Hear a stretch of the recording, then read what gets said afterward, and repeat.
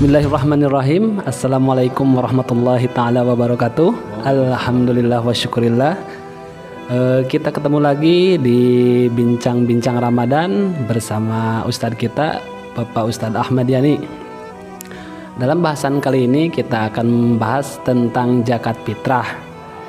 Zakat fitrah itu bagi siapa aja, terus yang berhak menerima siapa aja. Mari kita bincang-bincang santai aja bersama Bapak Ustadz Ahmad Yani.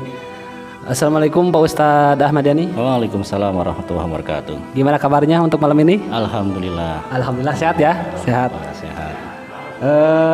Saya ingin bertanya masalah zakat fitrah. Zakat fitrah itu siapa saja yang wajib mengeluarkan zakat fitrah itu?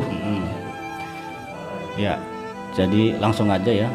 Zakat fitrah itu wajib bagi setiap muslim, baik laki-laki maupun perempuan. Ya. Dan juga dari anak-anak sampai orang dewasa. Artinya semua orang yang hidup wajib membayar zakat fitrah. Ya, sebagai muslim itu wajib, mengeluarkan zakat. Ya. Nah, lalu bagaimana dengan yang anak kecil? Nah, itu kan mereka belum punya pendapatan ya, Mas. Kan?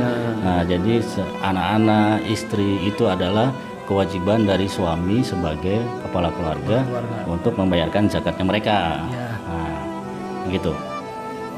Kira-kira paham?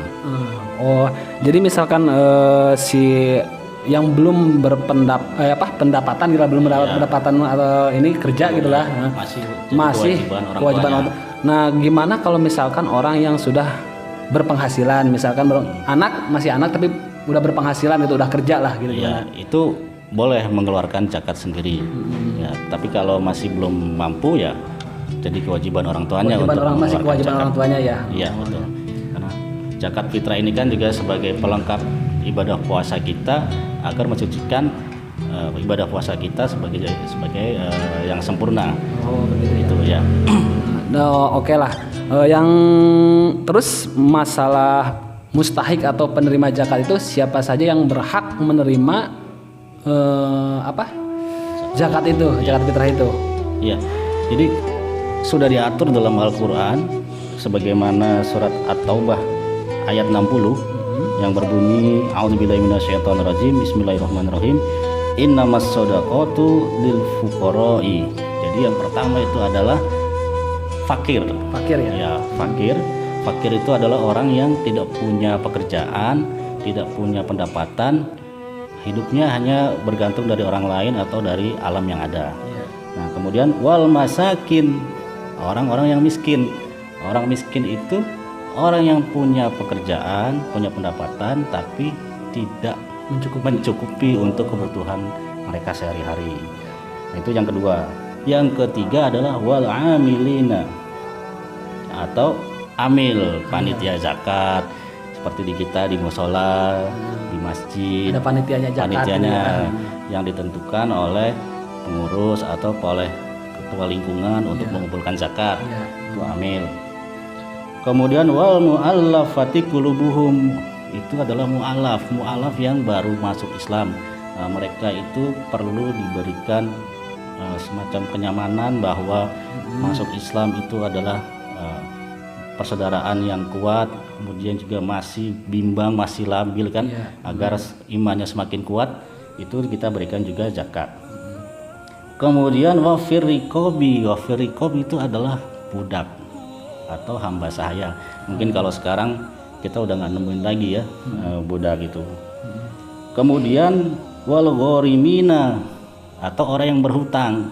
Nah, ini nggak sembarang orang yang berhutang dapat menerima zakat.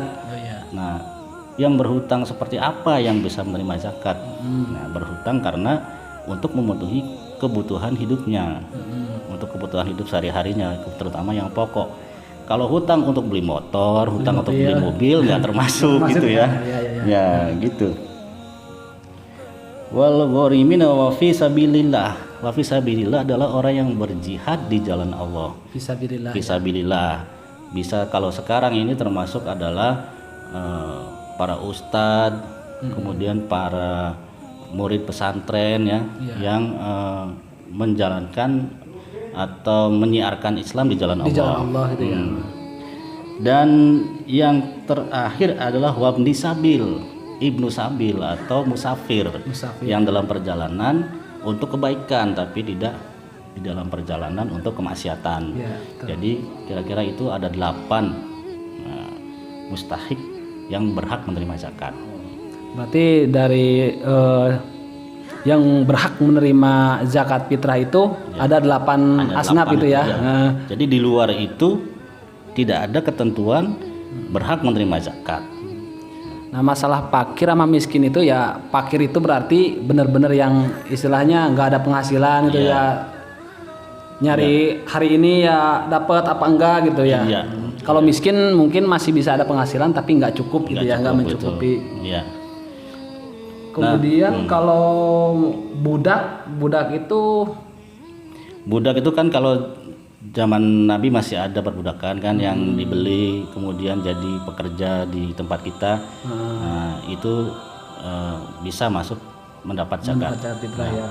Nah, lalu mungkin yang di masyarakat sekarang kadang-kadang kita menentukan mustahik dilihat dari status sosial, misalnya karena janda atau anak yatim. Nah, ini juga mesti jadi perhatian karena di situ tidak ada dalam asnaf itu janda dan anak yatim. Nah, mungkin sebenarnya janda di sini dimaksud karena beliau janda jadi tidak ada pendapatan atau pendapatannya kurang. Begitu juga anak yatim, ya kan, karena orang tuanya sudah tidak ada, nah, maka menerima zakat. Tapi kalau anak yatim dan janda kaya tidak berhak menerima zakat. Ya, karena selama ini di masyarakat itu karena janda anak yatim, berarti janda anak yatim juga gimana kategorinya ya? Iya, kalau kategori orang kaya, misalkan janda kaya, anak yatim anak orang kaya ya nggak termasuk ya. Betul. Ya karena selama ini kan misalkan di masyarakat itu benar-benar banyak beredar itu kayak begitu, padahal di keterangan Al-Quran itu memang nggak ada ya kalau itu ya. Iya. Jadi mungkin dia masuk kategorinya fakir atau miskin atau gorim kan. Jadi masuknya ke situ ya. Iya. Oke.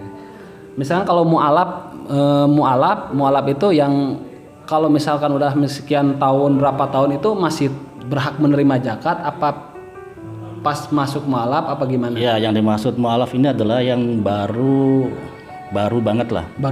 Baru banget masuk Islam. Kalau sudah lama enggak lagi kan, sudah juga kokoh imannya, sudah juga mengikuti dengan sepenuh hati kan. Jadi untuk menetralkan hatinya sebagai muslim itu bahwa mereka adalah saudara kita gitu. Mungkin itu. Ya, alhamdulillah wa syukurillah, dengan keterangan dari Pak Ustadz cukup dimengerti lah tentang masalah zakat fitrah, siapa yang berhak mengeluarkan, siapa yang berhak menerima. Udah jelas banget lah istilahnya kan. Jadi mungkin untuk bahasan kita kali ini dicukupkan sekian. Wabillahi taufiq wal hidayah. Wassalamualaikum warahmatullahi wabarakatuh.